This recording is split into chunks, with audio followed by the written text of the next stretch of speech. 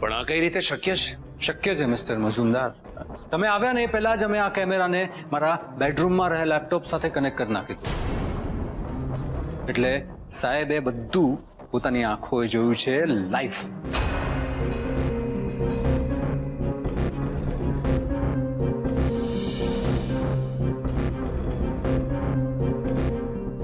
Oh my God, mister Majumdar આ હદ સુધી જઈ શકે છે? I can't believe this. મને તમારી પાસેથી આ અપેક્ષા નહોતી મિસ્ટર મજુમદાર. એનીવેઝ, તમે અને તમારા દીકરાએ જે ગુનો કર્યો છે એ માટે હું તમને એરેસ્ટ કરાવી જ શકું છું. સાહેબ પ્લીઝ, તમે આ બધાની વાતમાં નહીં આવો. આ લોકોએ અમને અહીં બોલાવીને આ બધું શૂટિંગ કરીને અમને ફસાવ્યા છે સર. ફસાયેલા લોકો બીજાને કઈ રીતે ફસાવી શકે મજુમદાર? તેને તારા દીકરાએ મળીને અમને લોકોને ફસાવ્યા છે. મારી દીકરીની જિંદગી બરબાદ કરી છે. લોક, મેં કોઈની જિંદગી બરબાદ નથી કરી. ઓકે, તારી દીકરીએ મારા દીકરા સાથે એની રાજી ખુશીથી લગ્ન કર્યા છે.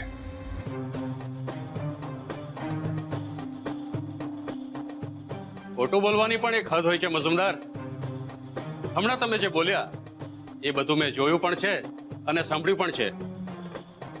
એ પછી પણ તમે કહો છો કે કોમલે એની મરજીથી લગ્ન કર્યા. તમને મારી વાત ખોટી લાગતી હોય તો બોલાવો એમની દીકરીને ને પૂછો. કોમલબેનને બોલાવવાની કોઈ જ જરૂર નથી અંકલ. એમને આ લગ્ન કયા કારણથી કર્યા છે એનો હજી પણ એક પુરાવો છે મારી પાસે.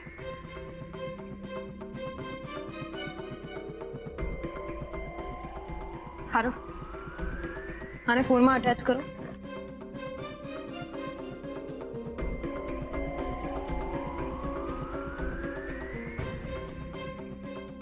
કમિશનર અંકલ, તમે આ જોશો તો તમને સમજાઈ જશે કે કોમલબેને આ લગ્ન કયા કારણે કર્યા છે.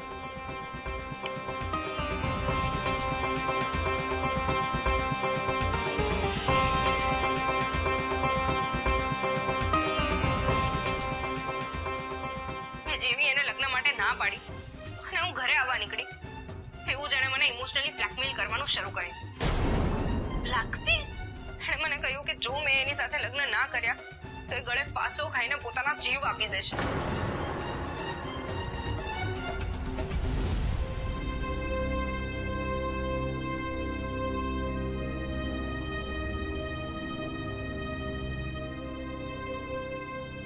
અંકલ, જ્યારે કોમલબેને મને કહ્યું કે મિહિર આત્મહત્યા કરવાની કોશિશ કરી રહ્યો હતો ત્યારે એમની સામે જે ચહેરો આવ્યો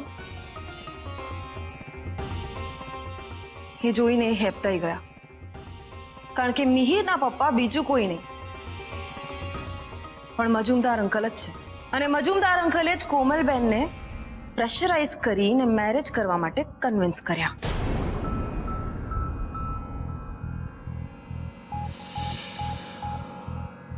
તમે તો સારું થયું કાર્તિકે મને ફોન કર્યો એટલે હું અહીં આવ્યો. આ શું છે? ઉતાર, નીચે ઉતાર. કાળો થઈ ગયો છે કે શું? કોના માટે મરવું છે? કોના માટે તારે? અમે એકબીજાને પ્રેમ કરીએ છીએ. નહીં, ફક્ત તું એને પ્રેમ કરી રહ્યો છે. કારણ કે આ છોકરી જો તને પ્રેમ કરતી હોત ને તો લાઈફમાં તારી આટલી ખરાબ હાલત નહીં થાત. એવું નથી પપ્પા, પણ પપ્પા? ये रात तेरा पप्पा છે? હા, હું મિહિરનો બાપ છું. નહીં સમજાયું ને? સમજાશે પણ નહીં તને, પણ મને બરાબર સમજાય ગયું છે. તું જયરાજ મહેતાની દીકરી છે ને, એટલે એટીટ્યુડ તો ગઢ સુધીમાં જ હશે. શું કામ આવું કરે છે? શું કામ? ખામી શું છે મારા દીકરામાં? ના અંકલ, એવી કોઈ વાત નથી. એકચ્યુઅલી મારા ફેમિલી વાળા આ લગ્ન માટે હા નહીં પાડે. તારા ફેમિલી વાળા લગ્ન માટે હા નહીં પાડે કે મિહિર મારો દીકરો છે એટલે હા નહીં પાડે? ને ફેમિલીની વાત છોડ, તું લગ્ન કરવા માંગે છે કે નહીં? એ ના પડે તો તું કુંવારો નહીં રહી જાય. પપ્પા એવી વાત નથી, પણ હું કોમલને સાચે જ પ્રેમ કરું છું. પણ એના ભાઈએ માણસો બોલાવીને મને માર મરાવ્યો, મારી પોલીસમાં કમ્પ્લેન કરી, અને કોમલ પણ મારી સાથે લગ્ન કરવા માટે રેડી નથી. એટલે મને થયું મરી જાવ એમ. અને છોકરી સાંભળી લે કાન ખોલીને, મારા મિહિરનો હવે તારા પરિવાર વાળાએ વાળ પણ જો વાંકો કર્યો છે ને, તો હું તારા પરિવારની શું હાલત કરીશ એની કલ્પના સુદ્ધા તું નહીં કરી શકશે. એક બીજી મહત્વની વાત, તારા બાપે જેટલી બિઝનેસ ડીલ કરી છે ને એમાં 50%ની ડીલમાં હું ઇન્વોલ્વ છું. એટલે તારા બાપને રસ્તા પર લાવતા મને ફક્ત 1 મિનિટ લાગશે. અને ગયા વખતે તારી મમ્મીએ એની હોશિયારીથી એને બચાવી લીધો હતો, પણ આ વખતે એની ચતુરાઈ પણ કામ નહીં કરશે. પપ્પા પ્લીઝ, તમે આવું નહીં કરતા. હું કોમલને સાચો પ્રેમ કરું છું, અને એનો પરિવાર મારો પણ પરિવાર જ છે. એટલે તમે જયરાજ અંકલને નુકસાન થાય એવું કંઈ નહીં કરતા પ્લીઝ. જો આ ફરક છે મારા દીકરાના સંસ્કારમાં અને તારા ભાઈના સંસ્કારમાં. મારો દીકરો તારા પરિવારને પોતાનો પરિવાર માને છે, અને તારો ભાઈ દુશ્મનથી પણ ખરાબ વર્તાવ કરી રહ્યો છે એની સાથે. અંકલ એવું નથી, એકચ્યુઅલી મારે કઈ નથી સાંભળવું. કાન ખોલીને સાંભળી. મિહિરે નિર્ણય લઈ લીધો છે તારી સાથે લગ્ન કરવાનો. હવે નિર્ણય તારે લેવાનો છે. તને શું વાલું છે, મિહિરની જિંદગી, તારા પરિવારની જિંદગી?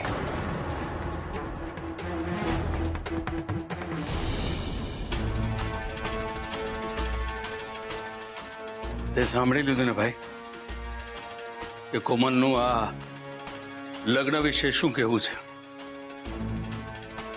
ખોટું છે, આ બધું ખોટું છે સાહેબ. આ લોકોએ કોમલને ધમકાવીને અમને ફસાવવા માટે આ બધું શૂટ કર્યું છે. અમે અમારી દીકરીને શું કામ ડરાવીએ, ધમકાવીએ? અને કોમલ કોઈ કારણ વગર અમારી સામે ખોટું શું કામ બોલે? મજુમદાર, હવે તો તમે તમારો ગુનો કબૂલ કરો છો ને? હા, મેં બદલો લેવા માટે આ બધું કર્યું. મારા દીકરાને આમની દીકરી સાથે લગ્ન કરવા માટે પણ કહ્યું. So what? બંનેની ઉંમર તો લગ્ન લાયક છે ને, એટલે મેં કોઈ ગુનો નથી કર્યો. અને મારા દીકરાએ કોમલને હાથ સુદ્ધા લગાડ્યો નથી. હા અંકલ, તમે કોમલને પૂછી શકો છો.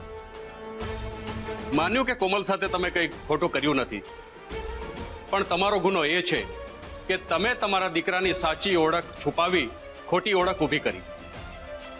એટલે તમારી સામે છેતરપિંડીનો કેસ તો બને જ છે.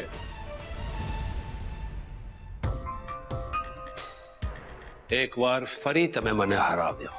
મેં તને નથી હરાવ્યો, તારી લાલચે તને હરાવ્યો છે. અને મને તો સપને પણ ખ્યાલ નહોતો કે તું મિહિરનો બાપ નીકળીશ. મેં તો તારો અસલી ચહેરો મારા બધાની સામે આવે ને એટલે આ મિલકતના કાગળિયાની જાળ બિછાવી હતી. મારા મોઢે તુકારો સાંભળીને તને બહુ ગુસ્સો આવે છે ને? પણ તમે માંથી તું કહેવા માટે તે અને તારા કર્મોએ જ મને મજબૂર કરી છે. એક્ઝેક્ટલી ગોકી, મારા તો હજુ પણ માનવામાં નથી આવતું કે મિહિર નામના મોહરાની પાછળ તારો ચહેરો નીકળ્યો. તમને દીકરીના સસરાને તું કહીને બોલાવતા શરમ આપવી જોઈએ. એ ભાઈ, કોણ સસરા ને કોના સસરા? તે અને તારા દીકરાએ બધી જ શરમ નેવે મૂકીને મારી દીકરી કોમલની જિંદગી બરબાદ કરી છે. મન તો થાય છે કે તમને બંનેને ગોળીએ વીંધી દઉં. નહીં, તમારા કર્મોની સજા તમને અદાલત આપશે. શું વાત છે કોમલ? આટલી બધી ટેન્શનમાં કેમ છે? ભાભી, મને લાગે છે કે હવે મારે ઘરે જવું જોઈએ. પણ અચાનક શું થયું? થયું કાંઈ નથી, પણ મને નથી લાગતું કે હવે મિહિર કે એના પપ્પાનો ફોન આવે કે એ લોકો પોતે આવે. તો આજનો દિવસ તો રાહ જોઈ લે. ભાભી, હવે રાહ જોવાનો કોઈ જ મતલબ નથી, કારણ કે જો એ લોકોને આવવાનું જ હોત તો અત્યાર સુધીમાં આવી ગયા હોત. ભાભી, મને લાગે છે કે હવે મારે મિહિરને જલ્દીથી જલ્દી ફાઇન્ડ આઉટ કરવો જ પડશે અને એની સાથે વાત કરવી પડશે. હું નીકળું છું. કોકિલાબેને મને કોમલને આજની રાત સુધી રોકી રાખવાનું કહ્યું હતું, પણ કોમલ તો અત્યારે જ ઘરે જવા માંગે છે અને અત્યારે તો એ બધા લોકો ત્યાં હાજર હશે. ભાભી ક્યાં ખોવાઈ ગયા? નહીં, કઈ નહીં. ભાભી કોઈક વાત તો છે જ. મેં ઓબ્ઝર્વ કર્યું છે કે જ્યારે જ્યારે હું નીકળવાની વાત કરું છું ત્યારે ત્યારે તમે ટેન્શનમાં આવીને કંઈક વિચારવા લાગો છો. નહીં નહીં કોમલ, એવું કંઈ જ નથી. હવે મને એ લોકોએ જે મેસેજ આપ્યો હતો એ મેસેજ મેં તને આપી દીધો. એનાથી વધારે મને ખરેખર કંઈ ખબર નથી.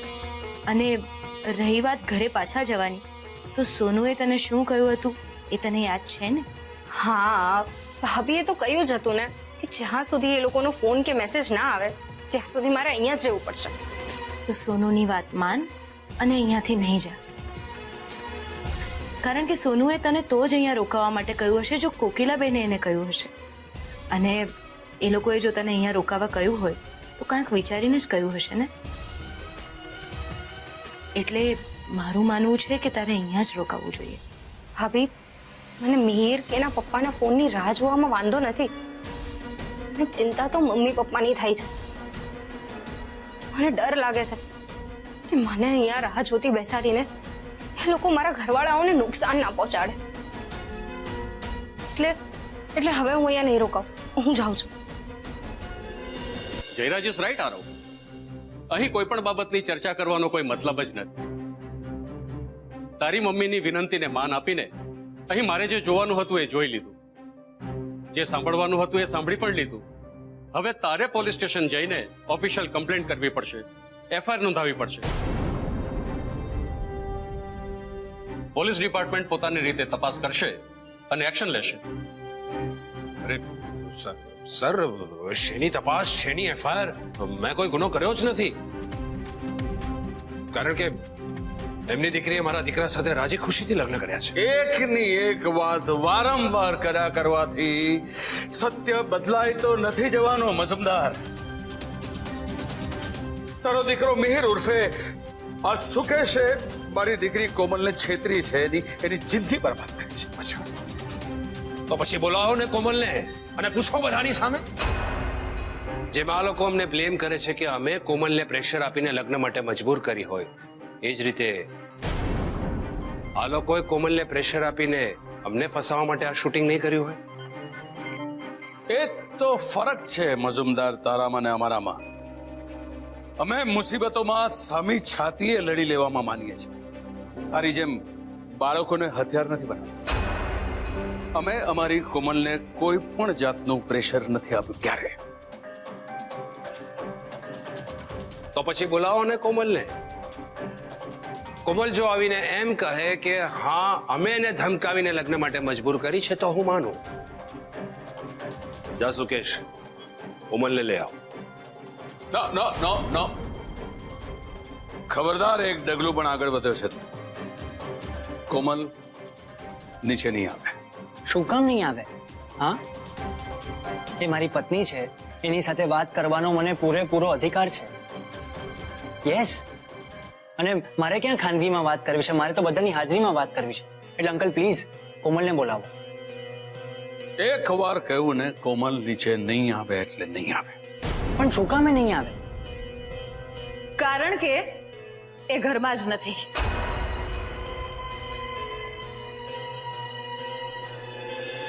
સાહેબ, હવે જોઈ રહ્યા છો ને કોણ બળજબરી કરી રહ્યું છે.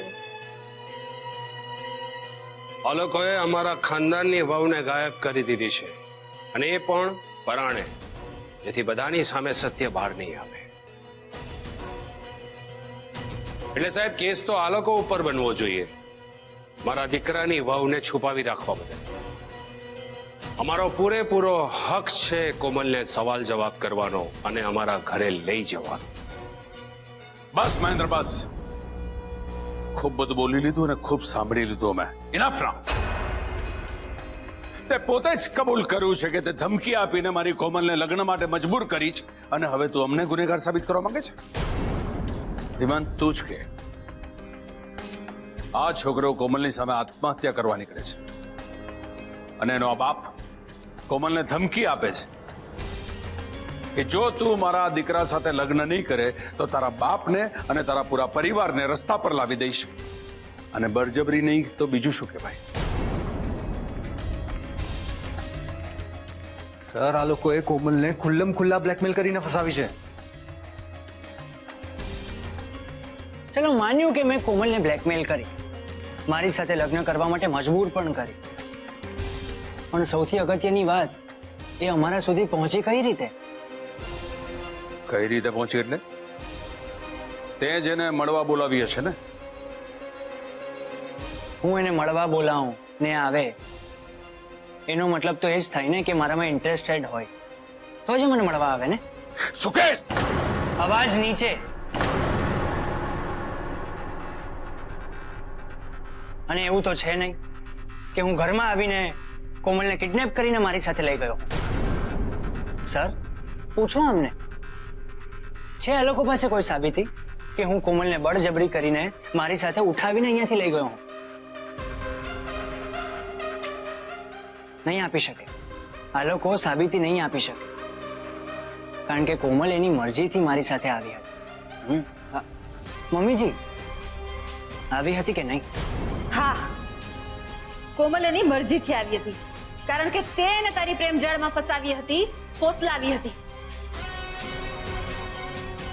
ઓ બેન, આ તમારી કોમલ નાની કીકલી નથી કે કોઈ ફસાવે ફોસલાવે એટલે ફસાઈ જાય. મેચ્યોર છે. શું ખરાબ શું સારું એની બધી સમજ છે ને. એટલે તમારા ઘરેથી સુકેશ સુધી એની મરજીથી પહોંચી છે. મેં માન્યું કે કોમલ ના સમજ છે, પણ તમારા ઘરના વડીલ તો ના સમજ નથી ને. અમારા પ્રેમને, અમારા લગ્નને તમારા ઘરના વડીલે પૂરેપૂરો સપોર્ટ આપ્યો છે.